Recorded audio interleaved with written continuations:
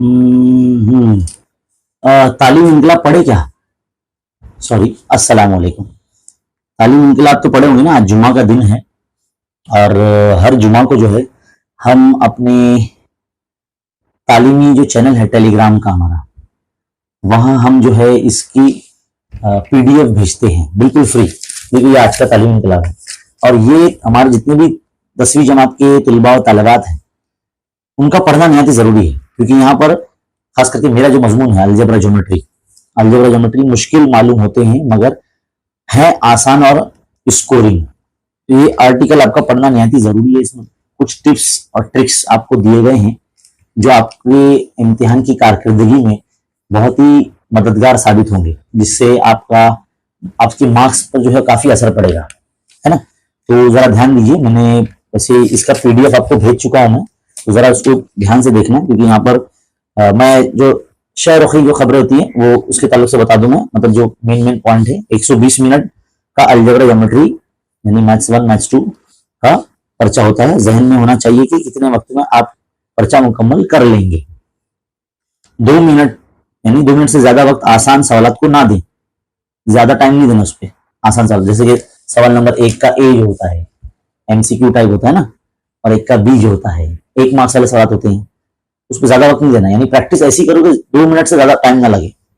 अगर किसी तालिब इल्म को उससे ज्यादा वक्त लगता है तो कोई मुजायका नहीं है, मतलब अगर लग रहा है तो ये नहीं है ना। 29 मिनट में सवाल नंबर 1 और 2 और 3 यानी पहले 3 सवाल आधे घंटे में आपके हो जाने चाहिए।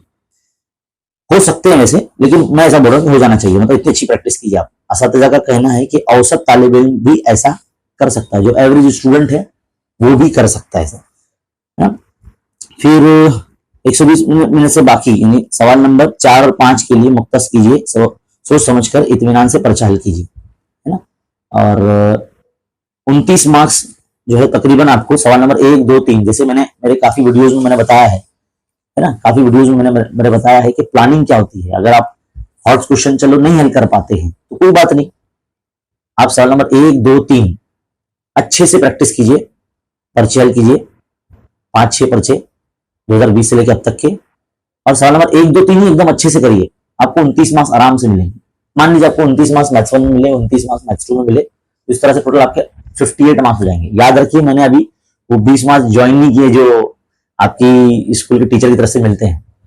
समझ लीजिए अगर आपको 20 में से मैं एकदम कम गिन रहा हूँ 12 मिल गए, तो 58 प्लस 12 कितने हो गए? 70 हो गए। 70 मार्क्स यानी डिस्टिंक्शन में आप आ जाएंगे मैथ्स में। तो ये तो हमारा अंदाजों का आफा है, बाकी आपकी मेहनत हो सकता है मेरे अंदाजों का आफा से ज्यादा जो है चल रही है। तो इसका जो है आपको देखना निहायत ही जरूरी है, क्योंकि ये बहुत इंपॉर्टेंट आर्टिकल है और इसको देना है और होमवर्क वगैरह करें। इन दिनों आपको ज्यादा से ज्यादा पर्चे हल करने हैं, और सब पर्चे हल करने के लिए इस वीडियो के डिस्क्रिप्शन में जो है ना मैंने लिंक दे दिया मेरी वेबसाइट का। वेबसाइट पे जाइए, मैंने अलग अलग स्कूल्स के जो है प्रीलिम्स के पर्चे डाले हैं, बोर्ड एग्जाम के पर्चे तो है ही उसमें, है ना। तो बहुत सारी चीजें आपको मिलेगी और नोट्स भी डाले हैं और अलग से पर्चे भी जो है मैं दे रहा हूँ मैं वहां पर, तो कर सकते हैं। और बहुत जल्द जो है लाइव क्लास शुरू हो जाएगी। मैं इंशाल्लाह बताऊंगा कि कब शुरू होगी। मुझे बहुत से बच्चों के मैसेजेस आ रहे हैं कि सर लाइव क्लास कब शुरू होगी, तो मैं बताऊंगा, डोंट वरी, आप परेशान ना हो। मैं भी किसी काम में जो है बिजी हूँ, और जैसे ही मैं उससे फारिग होता हूँ मैं इंशाल्लाह लाइव क्लास शुरू कर दूंगा। आप मेरे चैनल पर बने रहिए, चैनल को सब्सक्राइब करें, अगर नहीं किया है तो बेल आइकन को दबाइए और नोटिफिकेशन पे क्लिक कीजिए, ताकि जब भी कोई मैं लाइव वीडियो मेरा शुरू हो या मैं वीडियो अपलोड करूं तो सबसे पहले आपको पता चले, है ना। 10 मिनट जो है ना आखिरी के जो बच्चे बचते हैं ना बेटा आपके, उसमें आप पेपर चेक कर सको, ऐसा करना है। तो ये सारा आर्टिकल आपको पढ़ना है, और जो माहिरीन है इस सब्जेक्ट में उन्होंने इसके ताल्लुक से जो है और भी टिप्स दिए हैं अगले पेज पर। इसकी पीडीएफ तो मैंने ऑलरेडी भेज दिया, आप बड़ा मेहरबानी देख लेना, पढ़ लेना, आपको बहुत फायदा होगा इससे। और पीयर प्रेशर क्या होता है इसके ताल्लुक से भी आप जरा जाने। पीयर प्रेशर यानी पीयर ग्रुप्स, यानी आप जो साथी समूह जो आपका होता है, ग्रुप्स होता है, जो ग्रुप में पढ़ाई करते हैं, जो हम उम्र होते हैं, जैसे कि आप किसी ग्रुप में बैठकर पढ़ते होंगे जिसमें आपके एज के सारे बच्चे होते होंगे, तो उसका मस्बत असर भी पड़ सकता है और मनफी असर भी पड़ सकता है। तो याद रखिए, किसी भी ग्रुप से आपको अच्छी चीजें सीखनी है, बुरी चीजें नहीं सीखनी है ना।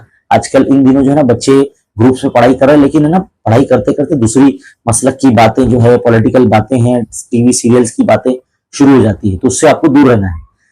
पढ़ाई लिखाई से जो है वो नुक्तेदार रखते हुए या उसको मद्देनजर रखते हुए आपको वो चीजें ध्यान में देनी है ना, और बिना लापरवाही के पढ़ाई करना है।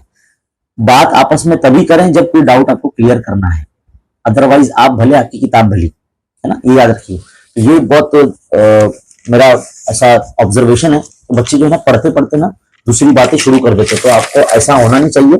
आप है ना पढ़ाई लिखाई पे यानी पढ़ने पे ज्यादा ध्यान दीजिए, क्योंकि वक्त काफी कम है और पढ़ना ज्यादा है। तो फिलहाल इस वीडियो में इतना ही। इसको लाइक करो, शेयर करो, इसी तरह की वीडियो देखने के लिए चैनल पर बने रहो और इस चैनल को ज्यादा से ज्यादा उर्दू मीडियम के बच्चों में शेयर करो। मिलता है अगले वीडियो में। थैंक यू, शुक्रिया, अल्लाह हाफिज।